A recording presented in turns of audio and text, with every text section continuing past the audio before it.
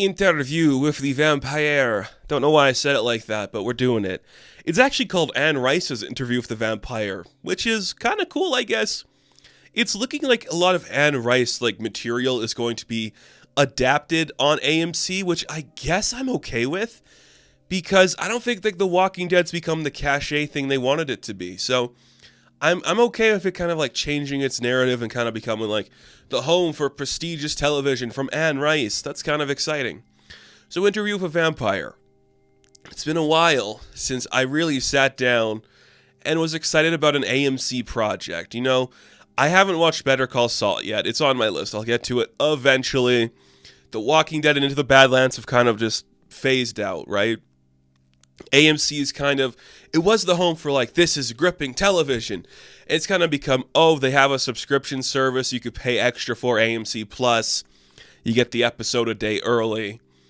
That's cool, I guess, but it's not fun. AMC used to sound like something you needed to have on your television. Now it feels we have some stuff occasionally. But Interview with a Vampire, that's a big get for a studio like this. And you know what? I can't complain about this show. Is it perfect?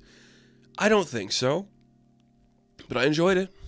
I enjoyed watching this. It's a very small-scale series, but big implications. If you are not familiar with the universe of Interview with a Vampire, I'm not going to get into it too much with the actual book that Anne Rice wrote, because there is similarities, there is differences, of course there is.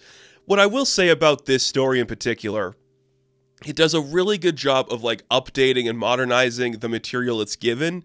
If we are introducing new types of people into this mythos of new backgrounds and new histories, it plays with that in a very mature setting. It also updates it for a 2022 audience, because guess what? The actual interview portion of this story takes place during the pandemic. Isn't that weird? If you were to give me a list of every TV show out there right now and say this one takes place during the pandemic, I would have never guessed this one to do it. But that's what's happening. We open up and we see this reporter who's a little bit older. He's got Anthony Bourdain vibes, just looks a little gruff and mature and kind of just through it all, he's kind of over it.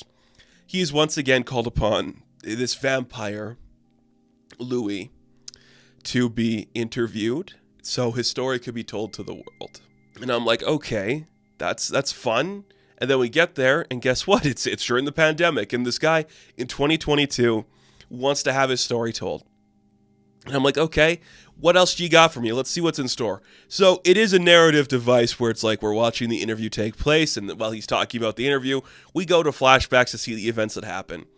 And I can't complain. You know, I get it. That's what this is. If it's an interview, you have to use the interview format. So there's nothing wrong with that.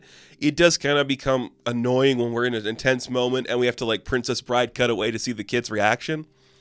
But it works. I don't think there's anything inherently bad about it. I just thought it was we could have completely skipped over the pandemic stuff. It's a very noticeable choice.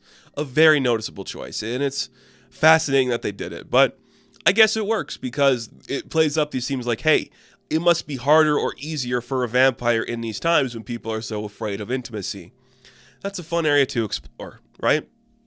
So Jacob Anderson, you might know him as Grey Worm from the hit TV show Game of Thrones. You know, the man of no dick. Well, he is Louis Dublanc Dulac? Louis Dupoint Dulac? Something like that. I don't remember the names, I just remember faces. But Grey Worm himself is here, Jacob Anderson, and he's playing this suave, sexy man who's kind of a big honcho back in, New Orleans and back in the old day and keeping everybody happy and healthy. And it's a very cool dude.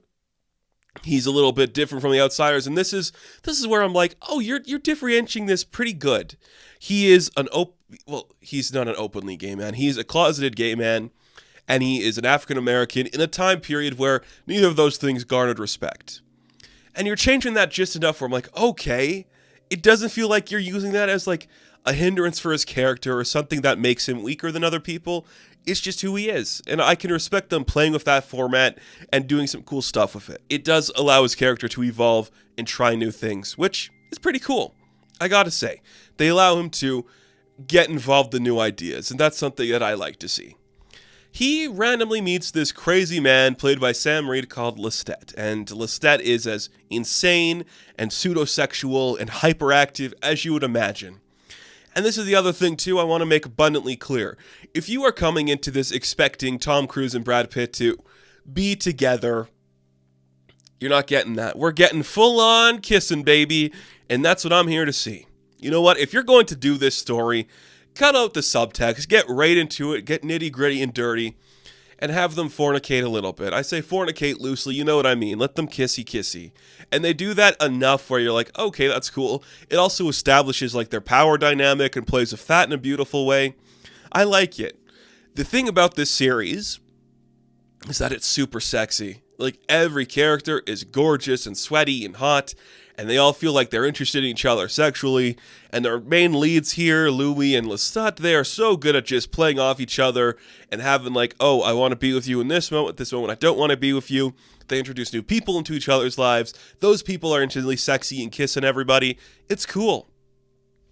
That is what you want. These amazingly fun, talented people just getting involved intimately, killing people intimately. We don't shy away from the gore either. I respect them for that too. If you're gonna be gory and scary and do a vampire flick, let's see some blood. Let's see some intense people just scavenging and biting into rats. That's fun.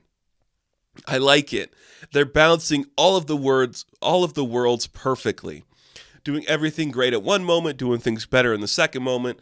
It's working completely well. Everything is in tandem. It looks great. There is a budget to this, which surprised me. We have beautiful costumes, beautiful sets. It looks like a big production. That does surprise me because I don't imagine this would be something they'd scour to put money into. But I guess if AMC bought the house of Anne Rice and they're going to be doing this for a while, I'd presume, and other stuff because they're doing the Witches one of Alexandra Daddario soon, I'd imagine they want to put money into it. And they did. They got perfect actors for the performances. They allowed the story to naturally grow. It doesn't feel like it's overstaying its welcome. It feels like we're seeing the evolution of a relationship, the hardships, the beauty to it, come together and fall apart, which is kind of what you want to see. When they introduce new people into their lives, again, the introduction of their pseudo-child character, who I can't remember the name of.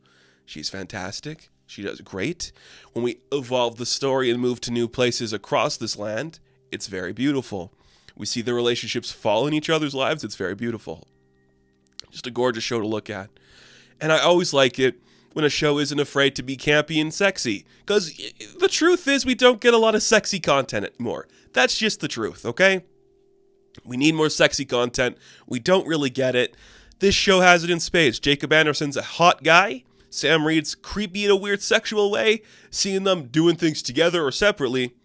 You got 2 thumbs up from this guy, okay? That's all I want to see. It's great. Updates the story beautifully from the novel. Just makes it unique in a way that you need it for a show like this. Tries to do new creative things that actually work. Actually feel like we're taking chances in this property. Great budget. Great design, great writing. It feels like a poem at times, and I love to see that experience. I love to feel that experience. Everything's working for this show. Good vampire stuff. Like that's kind of all you want sometimes. It's great vampire stuff, and that is what we're getting in Anne Rice's Interview with the Vampire. I really dug this show. It's simple but beautiful. What more could you ask for? What more could you ask for? Content, man. Sometimes it's good. Sometimes we could take a genre piece and actually make it creative, and that's what we did here.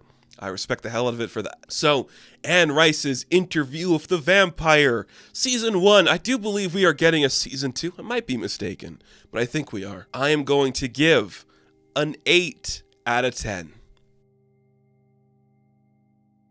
Thank you guys for watching this review. Be sure to like and subscribe to the channel. As always, you can check me out on Instagram, TikTok, and Twitter. And as always, I will catch you in the next one. Have fun. Stay safe. Good luck.